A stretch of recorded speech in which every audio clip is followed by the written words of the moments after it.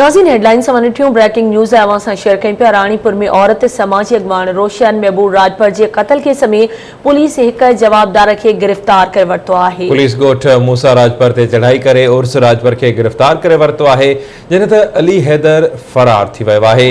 Breaking news अवां share कयूं पिया। पुलिस मुजिब कत्ल केस जी जांच में मक़तूला रोशन महबूब राजपर जा वारिस मदद कन जल्द कातिलन के बेनकाब कयो वेंदो।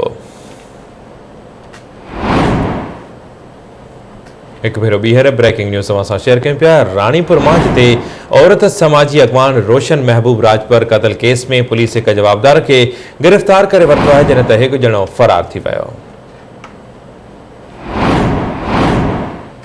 पुलिस मौजिब कत्ल केस की जांच में मक़तूला रोशन महबूब राजपर जा वारिस मदद कन जल्द कातिलन के बेनकाब कयो वेंदो। इन हवाले से तफ़सील मालूम कंदासीं। आवाज़ जे रिपोर्टर अकबर शाहानी असां लाइन ते मौजूद है। अकबर, कहिड़ा तफ़सील आहिनि, आगाह कजो।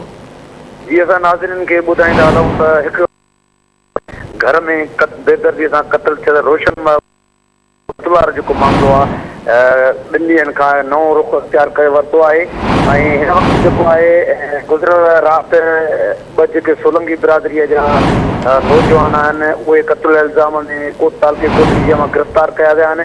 जंहिं पाण ॿुधायो त उन ते ॾोह एतिराफ़ कयो आहे, उन वधीक जेके आहिनि पुलिस खे तफ़सील ॾिना आहिनि ऐं उन तफ़सीलनि जे आधार ते अॼु जेको पुलिस मक़तूला जे ॻोठी छापो हयो, जंहिंमें मोहम्मद उर्स जेको राजपर आहे नौजवान उनखे गिरफ़्तार कयो वियो आहे ऐं ॿियो जेको जवाबदार आहे वञे उनजे घर ते रेड कई वई आहे जेको फरार थियण में कामयाब थी वियो आहे।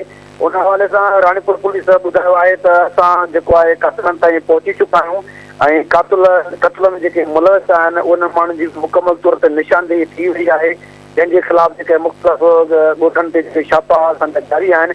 हिन चयो त जेको मक़तूला जो मुड़ुसु आहे महबूब राजपर ऐं उनजा जेके वारिस आहिनि उहे असां सां मुकमल तौर ते गॾिजी कमु कनि त असां हिकु ॾींहं में जेको आहे कातिलनि खे बेनकाब करे सघूं था।